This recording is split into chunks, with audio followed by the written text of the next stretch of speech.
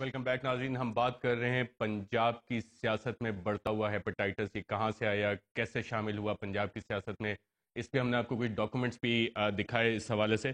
خالد رانجھا صاحب, بریک پہ جانے سے پہلے ایک بات ہو رہی تھی کہ شاید یونیفیکیشن گروپ کے ساتھ مل کے مسلم لیگ نواز ملکی مسائل کا حل نکال سکے. کیا آپ سمجھتے ہیں ایسا ممکن ہوگا؟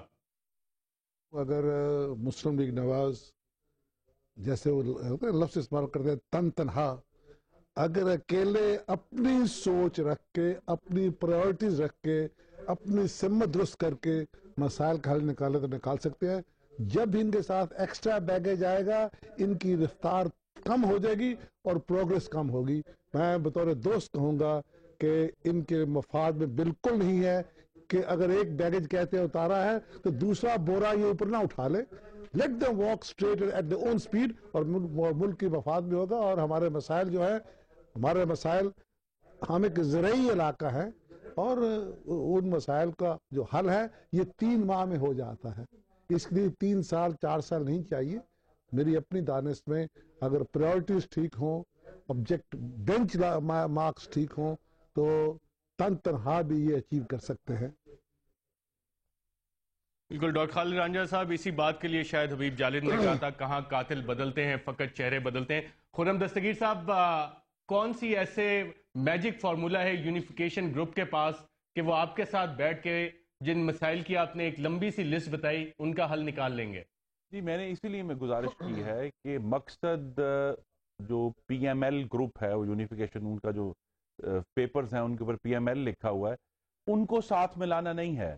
مقصد یہ ہے کہ پیپلز پارٹی کی جو امریکی غلامی ہے, ان کی جو بد انتظامی ہے پاکستان کی معیشت کی, ان کی جو کرپشن ہے, ان سے اپنے آپ کو ڈس ایسوسیٹ کرنا ہے, دور کرنا ہے اس سے.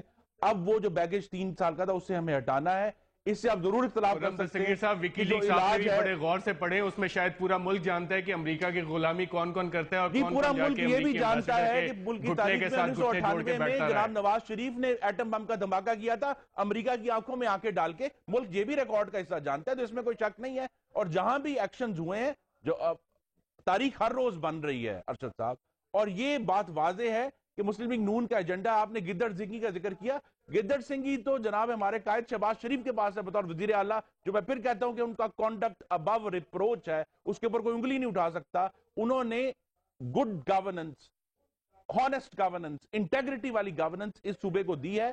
کمیاں بہت سی ہیں, خرابیاں بہت سی ہیں, اور وہ گورننس جاری رہے گی کیونکہ وہ لیڈ میں ہیں, وہ اس معاملے کو لیڈ کر رہے ہیں, اور ان کی جو گائیڈنس ہے اس تمام پروونشل گورنمنٹ کو. خرم دستگیر صاحب, اتنی گڈ گورننس ہے تو جو پروفیشنل مس کنڈکٹ جن لوگوں پہ ایلیگیشنز لگتی ہے ان کو کیوں ساتھ ملا رہے ہیں؟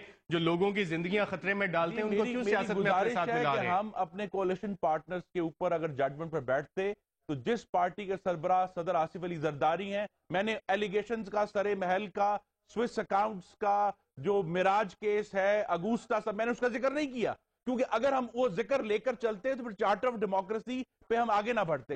تو کولیشن پارٹنرز کی اوپر ججمنٹ نہیں کی جا سکتی. چارٹ شیٹ ہے کیا؟ یہ وہی چارٹ شیٹ اس وقت بھی تھی جب آپ صدر آصف علی ساتھ بھور بن گئے تھے, اس وقت بھی تھی جب آپ ان کے ساتھ اتنا عرصہ چلتے رہے, یا یہ آج سرفیس ہوئے ہیں تمام معاملات؟ اس وقت آپ کو سب کچھ ایکسیپٹیبل تھا, اور ان سب چیزوں کے ساتھ ان کے ساتھ چلنا بھی ایکسیپٹیبل تھا, ان کے ساتھ کیبنٹ میں آنا بھی ایکسیپٹیبل تھا.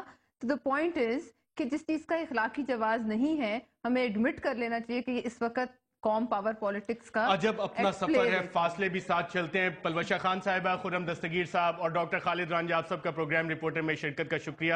ناظرین, پنجاب کی سیاست کا ہیپاٹائٹس کا ایک کیس ہم نے آپ کے سامنے رکھا. آئندہ پروگرام میں اس میں تفصیلاً مزید گفتگو ہوگی. اجازت دیجیے گا, اللہ حافظ.